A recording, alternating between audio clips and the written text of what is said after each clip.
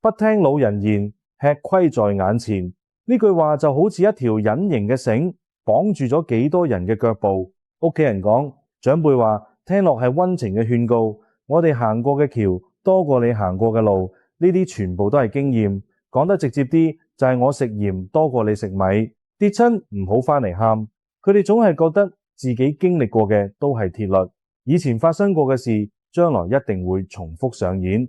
於是乎，呢句話就成咗一把尺，時時刻刻導住後生仔嘅選擇，亦都靜悄悄咁壓榨住嗰啲想試新路嘅念頭。喺信貸行業打滾咗呢10幾年，我對呢一點體會特別深。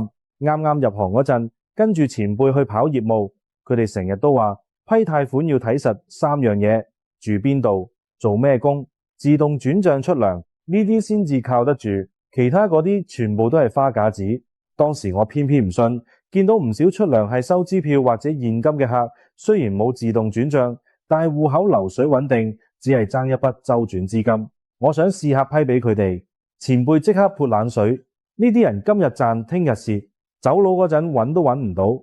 我哋當年食過呢個虧，你千祈唔好闖禍。後來我都係靜靜雞試咗用一個更加靈活嘅審批模型，唔單止睇抵押品，更加睇佢哋嘅經營職業、供應鏈穩唔穩定，甚至乎係社區入面嘅口碑。頭幾單的確係幾驚險，有個客臨時遇到麵包爐壞咗，差啲就遲還錢。前輩話睇客啦，一早勸過你啦，但我陪住個客跑咗幾間電器師傅，最後唔單止收得翻條數，仲建立咗信任。而家呢批客入面有3間做咗行業嘅小龍頭，翻轉頭揾我哋做千萬級別授信。而當年死守老3樣嘅同行，有唔少因為客群老化，業績年年下跌。咁講唔代表前輩嘅經驗係毫無意義，風控為先的確係信貸行業嘅根基，就好似老中醫開藥方，固本培元總係冇錯嘅。但市場喺度變，後生創業家嘅資產形態早就唔係房產2個字可以概括，佢哋嘅信用藏咗喺數據入面、口碑入面。呢個時候仲攬住冇樓就唔批嘅老規矩，就好似攞住舊地圖去揾新路咁。前輩嘅經驗係防踩坑嘅護身符，但唔應該係鎖住新思路嘅鐵鎖。由細到大，小弟總係覺得創意思維、創造價值呢件事，成日俾不聽老人言呢句話嚇退。屋企人話鐵飯碗先最穩陣，做咩財務公司啊？想試客用新思維去優化流程。屋企人又話我哋當年咁做都冇問題，佢哋冇惡意，只係將曾經行得通當做永遠都啱，但係忘記咗路係行出嚟嘅，唔係計出嚟嘅。就好似信貸行業咁，以前靠認得樣嚟審批，後來靠數據建構模型，將來可能靠人工智能。但每一次轉變，一開始總會俾人質疑唔踏實，直至後來聽人講呢句話其實有下聯：盡聽老人言，終生難向前。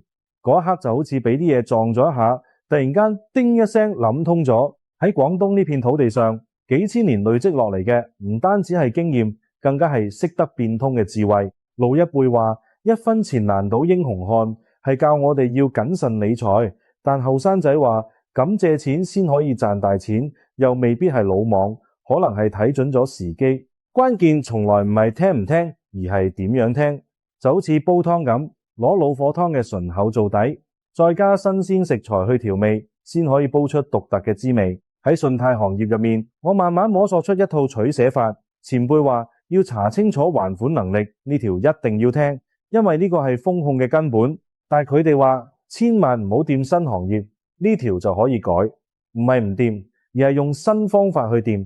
例如聯合產業園做風險分擔，用場景數據輔助審批，就好似上年接觸嘅新能源車充電樁項目，前輩覺得太新睇唔明，我哋就聯合電網公司攞用電數據，又同商場合作做場地擔保，最後唔單止冇出風險，仲成為咗業務亮點。其實老人言最寶貴嘅，從來都唔係具體應該做啲咩，而係點解要咁做。佢哋話做人要講信用，背後係無信不立嘅道理；話貪多嚼不爛，背後係穩健經營嘅智慧。呢啲底色永遠都唔會過時，就好似信貸嘅本質，永遠都係信任同埋償還。但係具體點樣去實現，後生仔應該有自己嘅答案。以前靠吸引仔簽名，而家靠數碼認證。以前靠熟人介紹，而家靠演算法配對，守得住本質，又玩得轉新招，先至係對經驗最好嘅繼承。講到尾，聽不聽老人言，從來都唔係非黑即白嘅選擇。既唔可以將前輩嘅話當做金科玉律，綁死自己出去闖嘅腳步，亦都唔可以將經驗當做包袱，揼咗嗰啲可以護身嘅智慧。就好似信貸合約上嘅條款咁，既要保留本息償還嘅核心約定，亦都要根據新業態去增加風險分擔、靈活調整嘅補充條款。後生仔嘅創新應該係幫老經驗裝上車轆，等佢行得更加遠；而老人家嘅智慧應該係幫新探索踩迫力，等佢行得更加穩。呢個世界本來就冇永遠啱嘅路，只有不斷調整嘅腳步。前輩用經驗話俾我哋聽邊度有坑，後生仔用創新話俾世界聽邊度有橋。可以將呢兩樣嘢搓埋一齊嘅人，先可以喺時代嘅道路上行得踏實，又行得開闊。畢竟真正嘅智慧從來唔係聽邊個講，而係點樣將啱嘅嘢全部變成自己嘅。今次就到呢度，多謝大家支持。鍾意呢條片嘅不妨俾個 like，訂閱小弟嘅頻道，撳埋個鐘仔，咁就唔會錯過最新嘅片啦。